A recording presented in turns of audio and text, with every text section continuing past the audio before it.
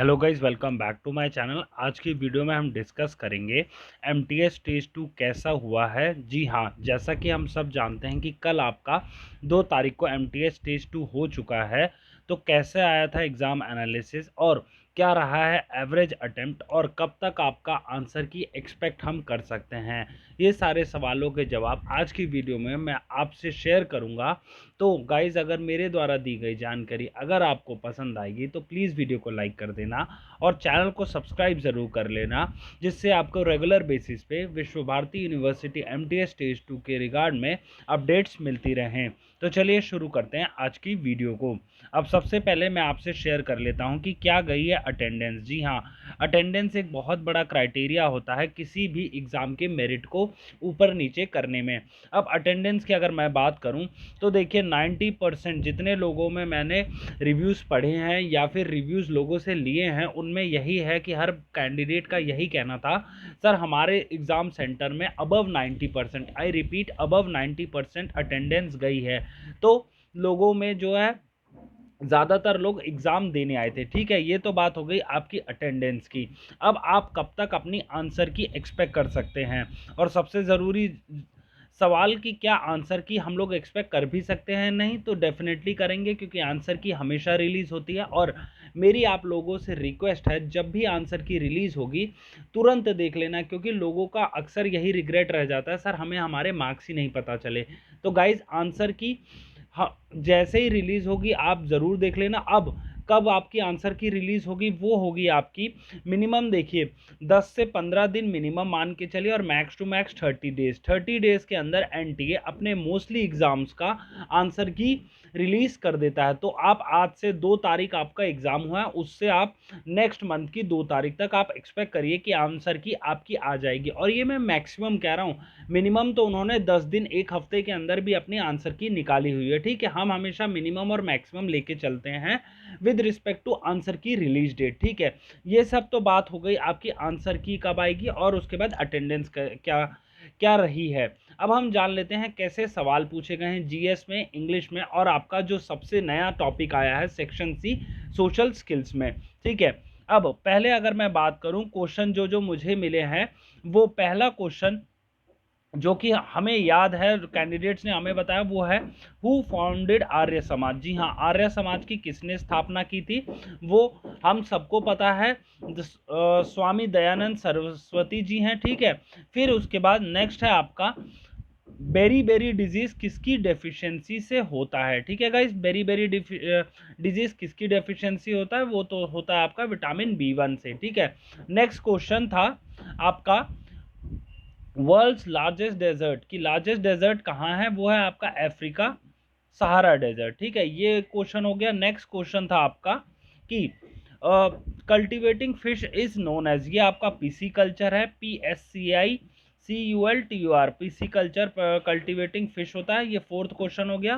Fifth question था आपका GEM setup in which year. ठीक है, GEM से रिगार्डिंग एक क्वेश्चन था, इन विच डैम, नर्मदा रिवर पे कौन सा डैम है। ठीक है, और नर्मदा रिवर पे आपका सरदार सरोवर डैम है।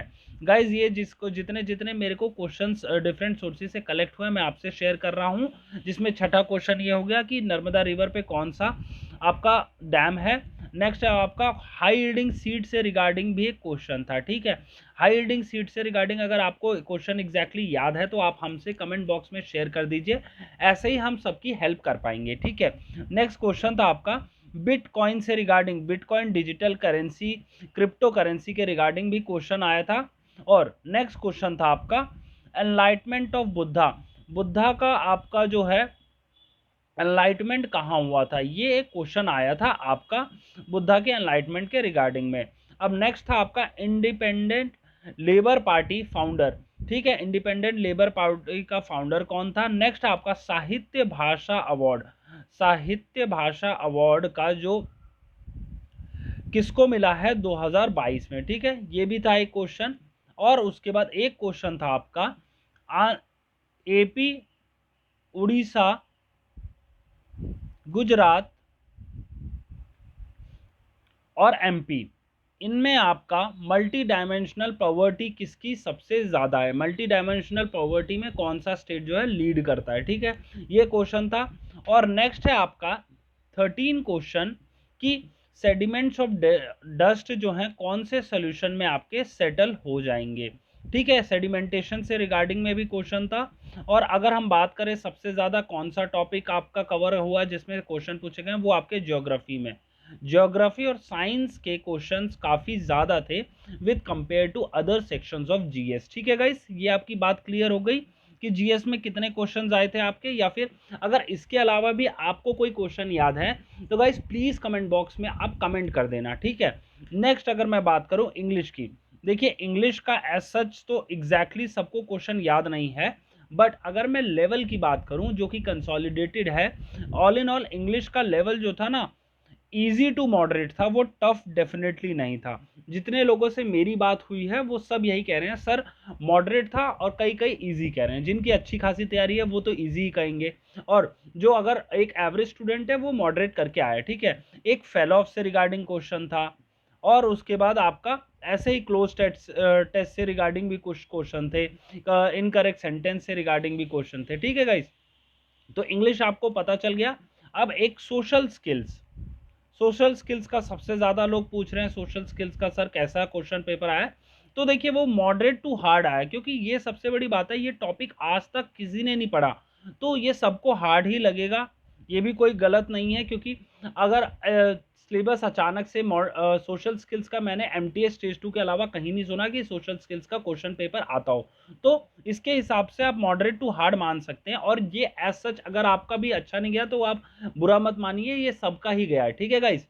अब गाइस नेक्स्ट वीडियो में हम डिस्कस करेंगे कि एक्सपेक्टेड कट ऑफ क्या हो सकती है based on the attempts which were you have given, ठीक है। तो अब इसके लिए आपको क्या करना हो, आपको कमेंट में अपने अटेम्प्ट्स लिखने होंगे कि ये मेरे इतने अटेम्प्ट्स गए हैं, जिससे हम एक रफ एनालिसिस कर पाएं कि एवरेज अटेम्प्ट कितना गया है, ठीक है गाइस। तो मैंने आपकी इतनी हेल्प की है, तो आप भी थोड़ी मेरी हेल्प कीजिए, एक अपना कमेंट में अपने एवरेज अटेम्प्ट लिखिए, और दूसरा जो कि सबसे इंपॉर्टेंट है, इस वीडियो को लाइक कीजिए, क्योंकि जितना ज़्यादा आप लाइक करेंगे उतना जल्दी मैं आपके लिए एवरेज अटेम्प्ट का वीडियो लाऊंगा, ठीक है गाइस। ये था आज का मेरी तरफ से वीडियो। अगर मेरे द्वारा दी गई जानकारी आपको पसंद आती है और आप रेगुलर बेसिस पे मुझसे जुड़े रहना चाहते हैं तो do like share and subscribe. Thank you for watching.